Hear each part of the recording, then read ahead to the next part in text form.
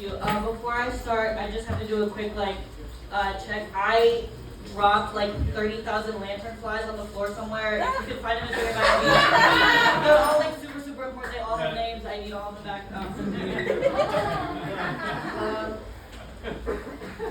I might be alone in thinking this, but have we perhaps lost the plot on the gender-affirming parent thing?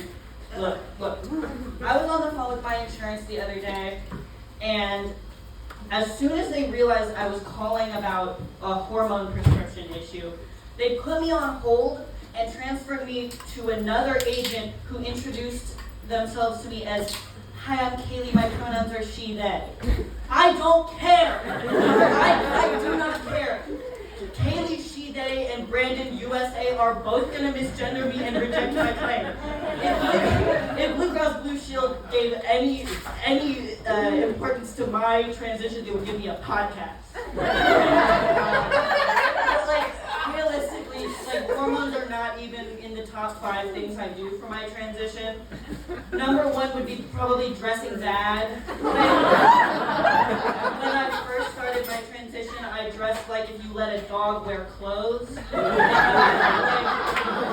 Not like a cool, sexy dog, like a German Shepherd. Like a Basset Hound. Because a Basset Hound is kind of like an old woman who's also your grandpa. And now I would say that I still kind of dress like that, but more the analogy would be like the fox from Zootopia. Not quite a man, but you're still gonna fuck it.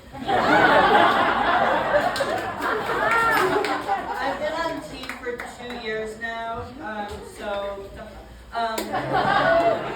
been on T for 2 years, so I'm kind of really settling into the kind of guy that I'm gonna become, which is really cool.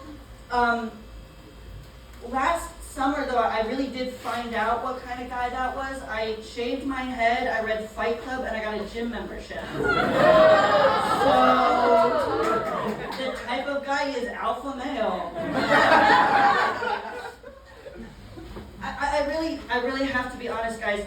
We gotta start controlling this shit. It's called a controlled substance because it takes control of me. They shouldn't be letting anyone who's a stand-up comic and active on Letterboxd have this shit. We gotta put some regulations. Is anybody else saying this? We need to put some regulations on this. That summer that I found myself, I also ended a long-term relationship due to irreconcilable differences. He was a straight man.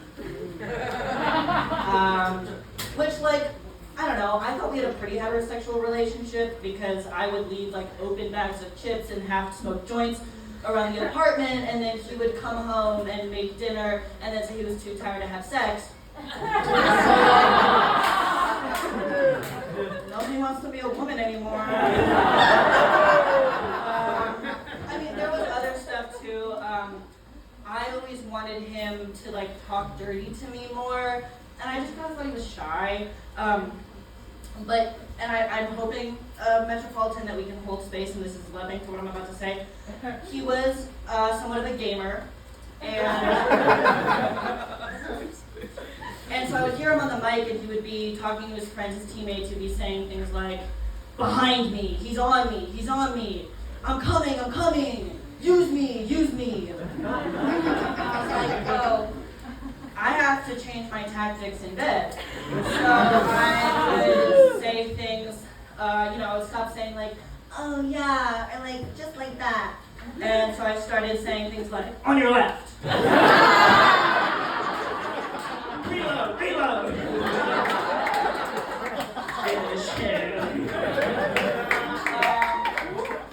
But alas, it was no avail. Like I said, he wasn't reloading into a woman, so it wasn't gonna work. Speaking of sex, I feel like it's a pretty common experience that a lot of people don't really get a very good sex education. I feel like when I talk to my friends, a lot of people found out what sex was on the playground, from their friends telling them. And that's actually not the experience I had. When they come out, everybody boo really loud. No. Sorry. We're nice. actually tipped super, sorry,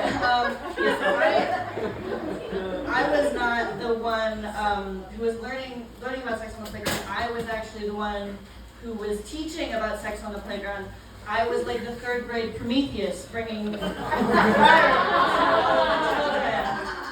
fire to all the children, except that the fire was, of course, the knowledge that the penis goes on top of the vagina, much like a hot dog.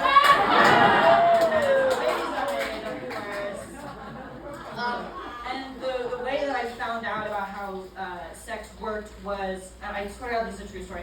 I was in the car with my mom, and she, apropos of absolutely nothing, asked me if I knew how chickens mated. And I had to be like, back up, what's mating? And so she was like, oops, have to have that conversation on the way to Trader Joe's. And I'm like, I never found out why my pervert-ass mom wanted to know how chickens got laid. I have to assume that before she picked me up from school, she asked my dad, who must have said, I don't know, honey, what a good question. Have you tried asking our 8-year-old child? I did find out, actually, later on how chickens made it. It is, fun fact, exactly how humans do it. The female opens her cloaca and presents it to the male. I don't have to explain that to you. I have been thinking about, lately, the olden times a little bit more. Really getting nostalgic. And I was thinking about war and how they used to do war and how they used to have like a little drummer boy. And like back when we knew what to do with our little pansy boys. Drummer boy, you give him a flute or like a trumpet or whatnot. And I fear that he has been made obsolete by the Bluetooth speaker. So what happened? And I guess in modern times, most warfare is conducted remotely, so it's more of a question of who's on aux in the drone room and what is the playlist of the military-industrial complex. And I just personally, I don't think that they really deserve to listen to, like, I don't know, Sabrina Carpenter, because I'm sorry. Please, please, please was not written about the last words of a Yemeni wedding party. Okay. Speaking of planes, I really hate TSA pre-check. I think it's really unfair. I think it's fucked up that someone can pay to just like walk on by along the line. The capitalism has destroyed the domestic terrorism industry in such a way. I think that it's fucked up that hardworking Americans need to work twice as hard to hijack half as many planes. It's just not right. Oh no. Right. No, look, I understand. I think, like, look, I was born in 2001. My whole generation's thing is that we don't remember 9/11, and so we don't take it very seriously. I want to promise you that is not the case, because I can prove it. I know what I was doing on September 11, 2001. When those planes hit those towers, I reacted the way any patriot would, and I shit my pants. God bless America. My name is Lizzie.